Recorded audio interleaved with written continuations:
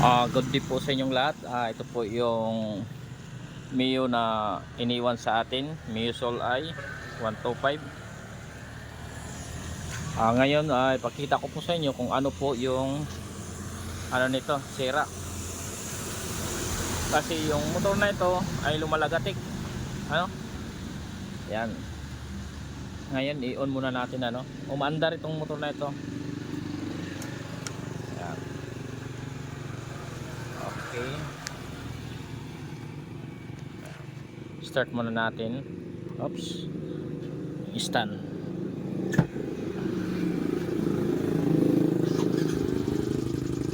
Ayan. Narinig nyo?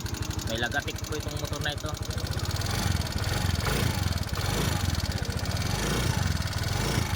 Ayan. Ngayon, hanapin natin yung lagatik.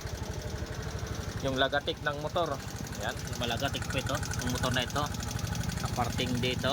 Ayan. Oops. Bago po natin baklasin yung pinaka cylinder head, dito muna unahin muna natin ito kung nandito talaga yung kanyang sira.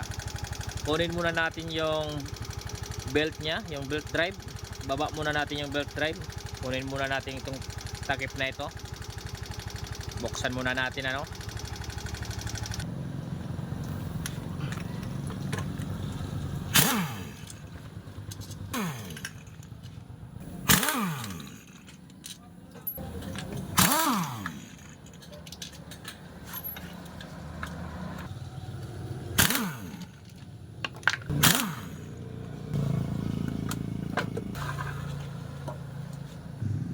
Okay, buksan muna natin ito.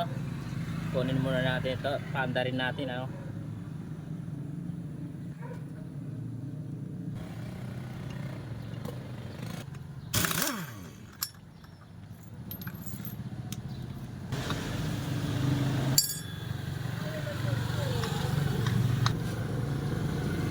Ayan, nakuha na natin ano.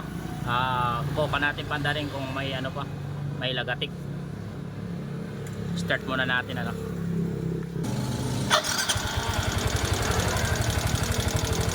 Ayan. May kunting lagatik. Ayan po, may ikot po ito pero may kunting lagatik ko. Kung makita nyo. Ayan. Bali, ako lang i-check natin ito.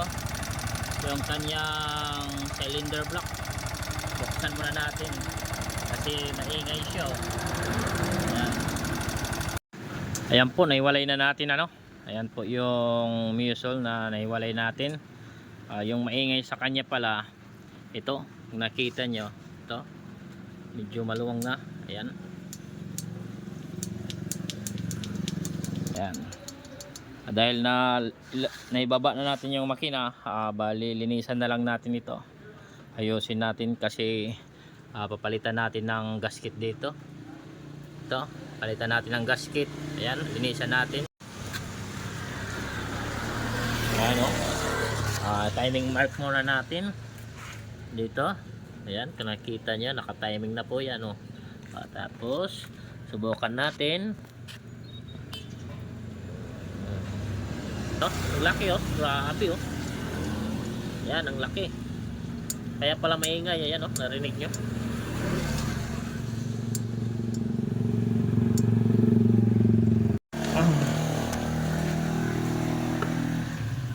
Ito nga guys, oh, mabuksan na natin ano. Ayan, nag-stack up yung kanyang ano, oil ring. Nag-stack up yung oil ring. Kaya pala may kayod yung ano, piston. Bali palitan natin ito. Ayan oh, may kayod. Ayan. At linisan na lang ano. Okay pa naman yung ano, connecting rod nya. Walang tama. Ito lang, ito. Tapos yung kanyang dito sa intake, yung intake yan. Ayan. Ito.